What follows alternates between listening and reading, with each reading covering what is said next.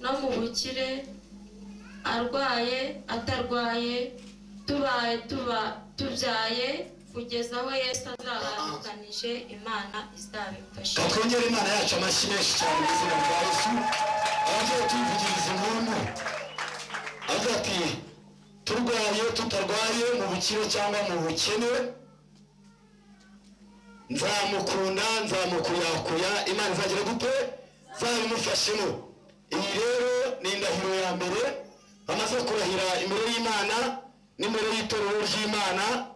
Imana yo mu ijuru niyo yo kubafashamo kandi ikabibashoboza. Ndagira ngo rero muri uyu mwanya bamereze impeta zabo kugira ngo twinjire mu yindi Imana ikiranuka. Sengeye izi mpeta, ariko iyi mpeta nta tandukaniro igira, nta ruteranyirizo igira. Uko niko senze hagati ya Nafutali ndetse na Beniride yuko nta tandukaniro bazigira bagira hagati muri bo, ahubwo uyu mwanya kiba ikimenyetso cy'abakundanye kandi bakaba bageze ku ntego. Mana yacu, Mana ishobora byose, Satani ujya wivanga mu rushako rw'abashakanye, uwo tumutesha agaciro muri aka kanya. Urakoze kubyuje kandi ubikoze ni mu izina rya Yesu, amen. Njyewe turi ku bana Nafutali, mwambitse impeta nk'ikimenyetso cy'urukundo nagukunze, nkakurutisha abandi bagore bose, sinzaguhemukira.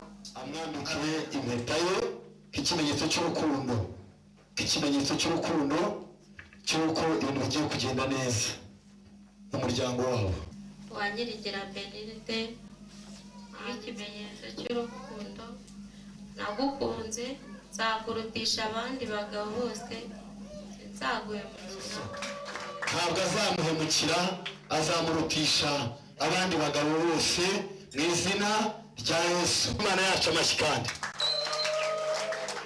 gafata mu izina rya Yesu Kristo. Imana ikiranuka nshingiye ku bushobozi mpabwa n'igihugu cy'u Rwanda n'itorero ry'Imana n'Imana, sezeranyije Nafutali na Beniride mu izina rya Data wa twese n'iry'Umwana n'iry'Umwuka wera, kandi Uwiteka Imana ikomeye ntihazagire unyura muri aya masezerano yabo mu izina rya Yesu Kristo, kugeza igihe Kristo Yesu azazira gutwara itorero ryiwe cyangwa urupfu rukaboneka hagati muri bo.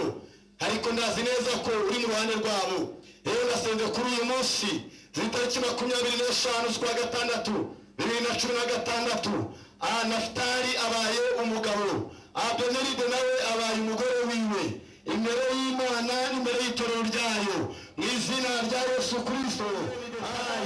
Uri Imana ishobora byose, uru rugo narusengeye mu izina rya Yesu Kristo, kugira ngo ntiruzasenywe n'imiyaga n'imiyaga, ahubwo imbaraga z'Imana zizagaragareho. Bazabyara abahungu n'abakobwa mu izina rya Yesu Kristo. Zakora imirimo n'ibitangaza, uzabiyereke,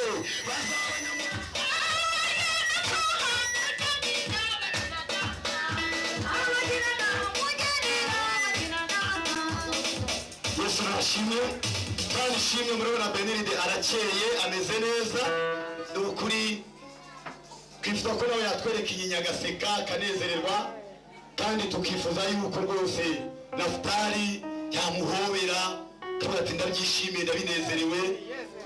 Beniride nawe akavuga ati ni ukuri nejejwe no kuba umugabo umugore wawe, nanjye ukaba ugiye kuba umugabo wanjye, tukaba tugiye kurwubaka.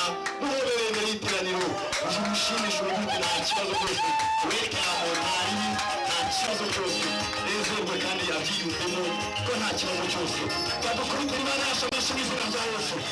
Ni umugore n'umugabo. Ndagira ngo rero batambuke bazane umukeka, bace muri pastori, utambuke uze hano kugira ngo tubasengere mu izina muri aka kanya. Kubw'izina ryawe rikomeye turasengera Nafutali, kuko Imana nziza, Imana igira neza.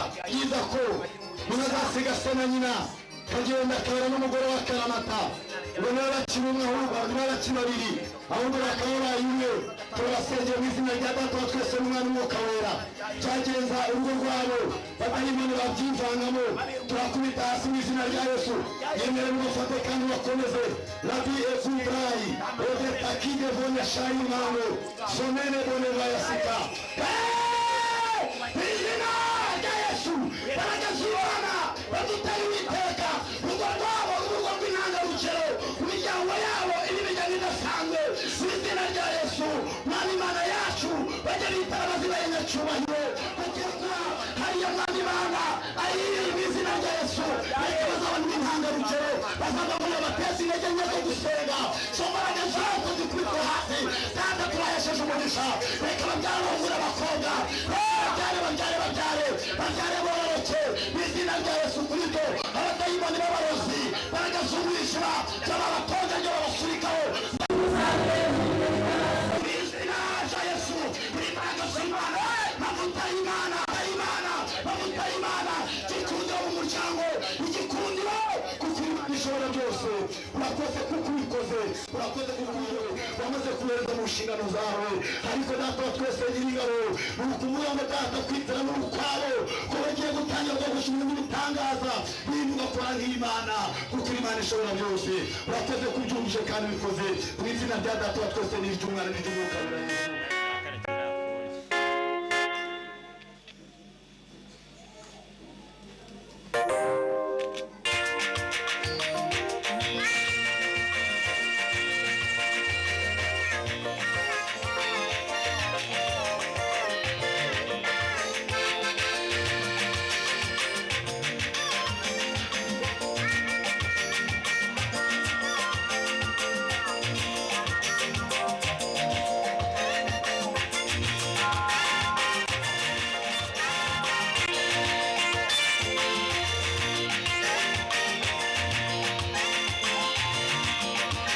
Yesu. Uwanyirikira Benedict nawe atambuke adusinyira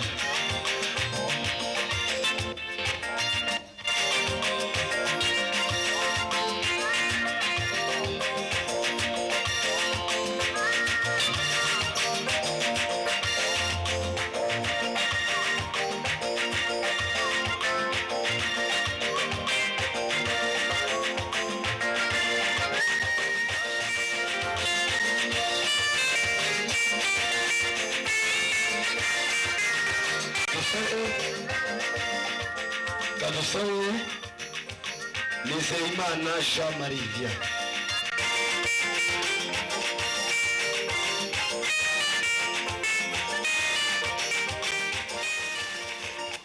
Justine tambuke nawe usinyire uratanga buhamya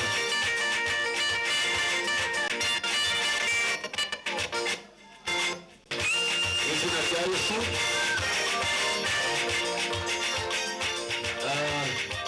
Nubwo dusanzwe tuzi kandi tumenyereye iyo umuntu arangije kwiga bamuha diplome certifica yabo ndagira ngo muyakire mwese muyakire murangiza muyirebe muheruke sabona cy'Imana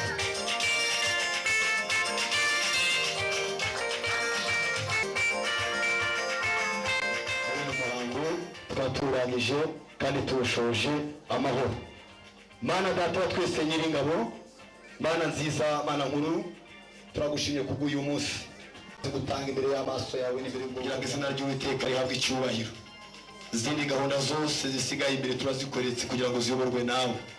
Nyaguhora ku ngoma Imana rero uzuganze kandi utegeke uhabwe icyubahiro kuri umwami w'abami mu izina rya Yesu. Igiturisho kugira ngo twubakire abana bacu nuko umuco uba mu nzu y'Imana.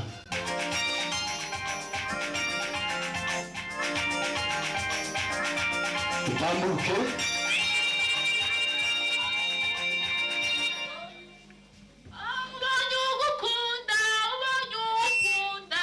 bigire hepfo gatoya ngo bareka batambuke.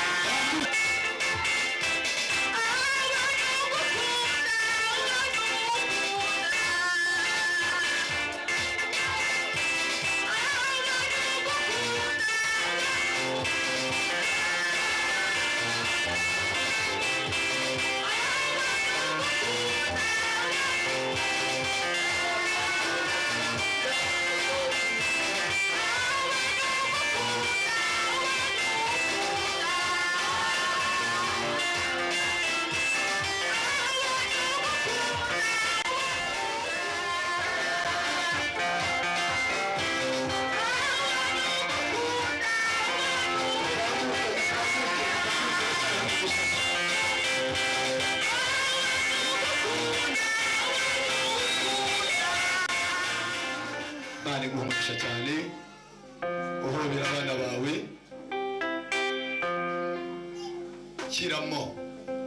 shyiramo rwose hobere tujyane imigisha y'Imana.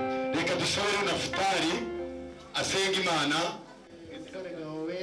ushimye neza watugiriye Imana, ushimiye kuko weme gudushyitsa muri uru rusengero, kandi nshimiye ko Imana yacu abageze hano imbere yacu batanga ituro no kutwubakira Imana yacu icyubahiro cy'akwanga gusa kuri Imana. Ndagushimiye cyane rero, nshimye ko ibyo wagamiriye muri Imana nziza. Bana natwe rero buri wese mugirire neza, wageze ahantu mugirire neza, hano utageze aha ngaha ntabwo tumucireho iteka, nawe umugirire neza, nawe utazamuhakora ko kuri Imana. Bana natwe rero none iteka ryose. Imana ibahe umugisha mu izina rya Yesu. Munyemerere rero turashoje uyu mwanya cyangwa se igika cya mbere. Tugiye rero uko twatangiye twinjiza abageni, n'ubundi tugiye gusohoka Imana, dusenga Imana dusoze, niturangiza turasohoka, ubundi hakurikiraho izindi gahunda zikurikiyeho. Tuje rero tukwereka izindi gahunda ziri imbere kugira ngo ziyoborwe nawe kandi ube mu ruhande rwacu.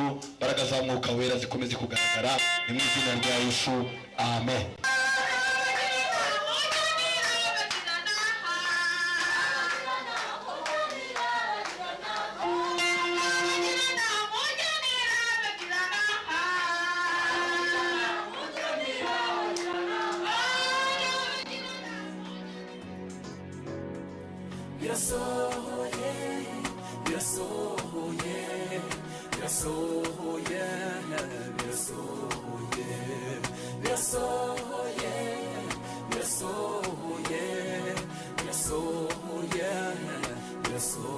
Igihe kirageze ngo tuvuge gukomera kw'Imana, tubwira abantu bose yuko umwami yumva gusenga no gutakamba kw'abantu bayo ikabasubiza, igakinga amarembo y'ikuzi, igakingura y'ijuru.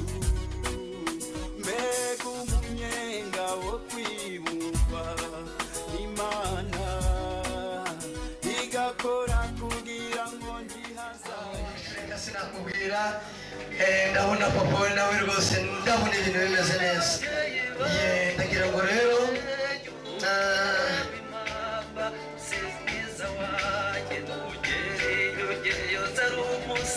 kugira ngo uyu muhungu wacu atwakire, hanyuma babakire. Yemwe muri hehe?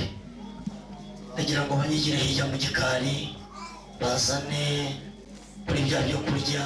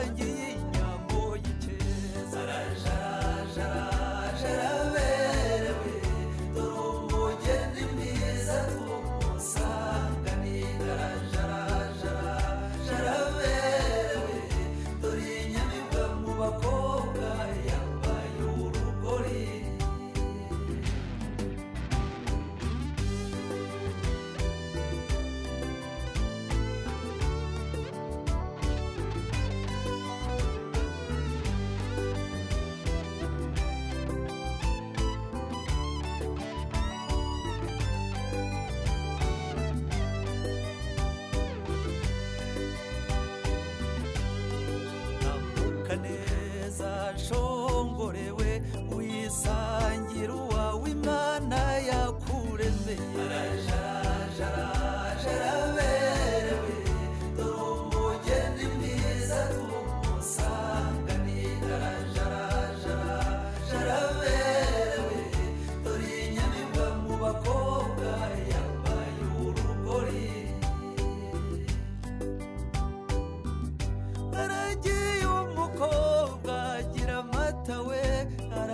impyisi zaragiye yasine y'igitego jaraberewe dore umugeni mwiza tumusanganira jaraberewe dore inyamibwa mu bakobwa yambaye urugori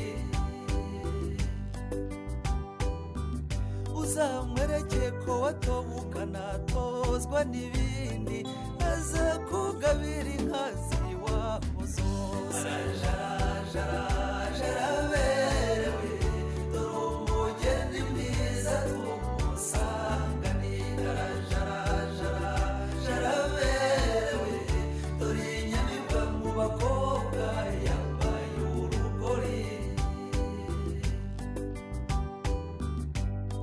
soyemeye inkwano ku manywa y'ihangu banyogosenge bemeye kugutanga karumunaka ubu gasize dore uduteye irungu dusize mu icyumu wemeye nyabusa gukamisha ahandi niko bigenda amahitamo yaje jaraberewe dore umugeni mwiza tumusanganira jaraberewe dore inyamibwa mu bakobwa yambaye urugori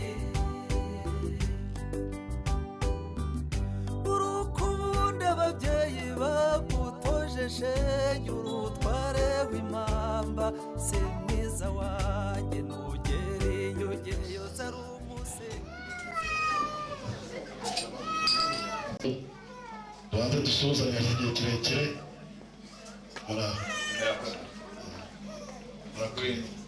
turashima namwe murabona mwagize urugendo rwiza hano rero ni karibu wagize umuryango wacu nagira ngo utambuke hano urisanga dufite imitobe y'amoko atandukanye uhitemo ushaka aho kugera ku nyota nyinshi urayizi kuko nabonye ko mwenga ariko natwe twenga kunyuze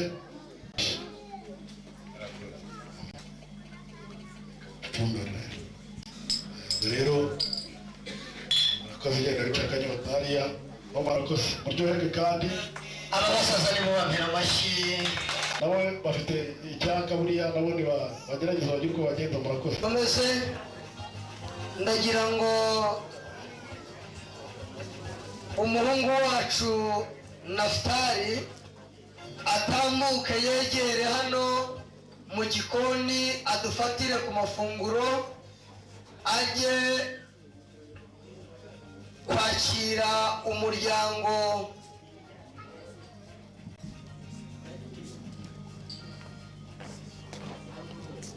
wa Nyirigira hanyuma uwo Nyirigira nawe arinda ifunguro ajye mu muryango wa Nafutali hanyuma agende abakire nabo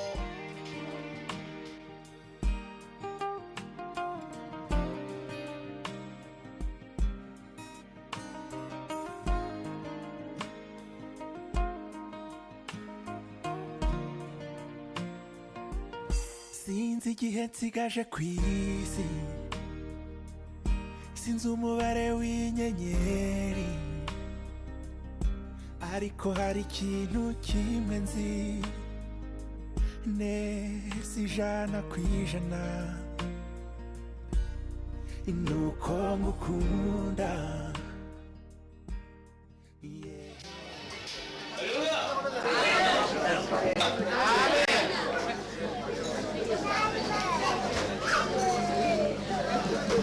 kuko duteraniye ahangaha kuri uyu mwanya kuri iyi tariki ya 25 ijambo riduteranije ahangaha rifite ubundi ku rukundo kandi urukundo rurimo rwa mbere umuryango wa Kavamahanga Edouard waje gusaba umugeni mu muryango wa Ntiyayita Alphonse ntiyigeze ahakanira Edouard ko utamuha umugeni ahubwo babyumvikanyeho agomba kumuha umugeni asaba wa Alphonse ariko ntumwe n'umusaza bita Habimana. Mu by'ukuri rero bari imfura zisezeranye niho zihurira.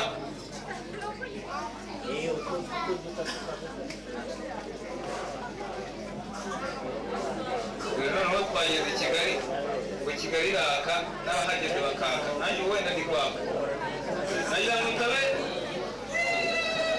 Eduwari sabe n'abariya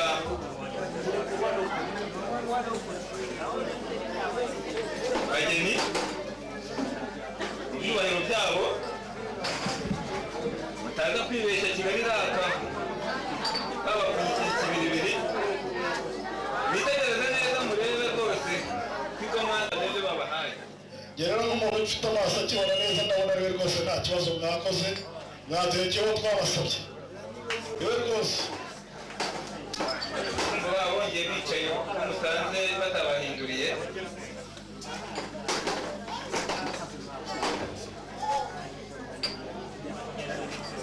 uriya umukobwa wacu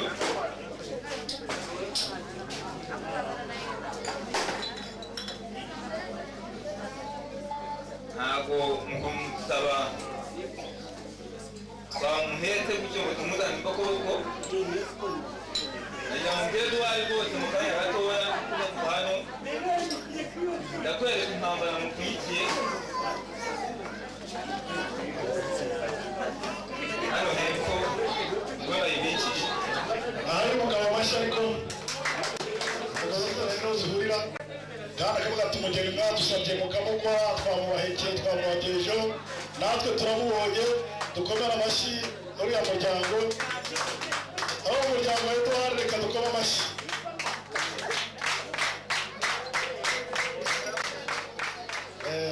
Bwana Inosa rero twishimye twanezerewe rwose, umugeni twamubonye mwamuduhekeye, ubu yageze mu maboko yacu cyane cyane ko ari kumwe n'umugabo we. Buriya ntibakiri umwe ariko pasiteri yavuze, ntabwo bakiri babiri babaye umwe. Ubwo rero murakoze.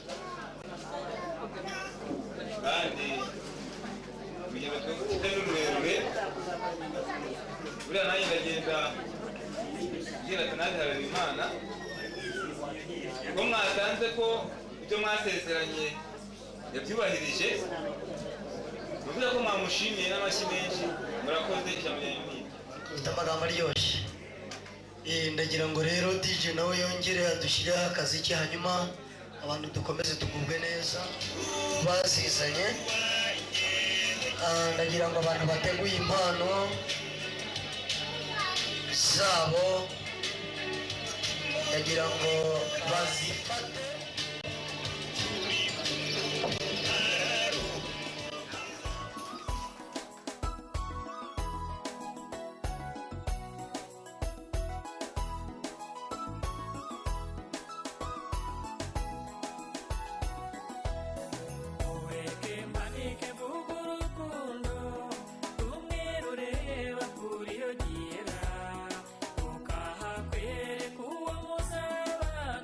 Kandi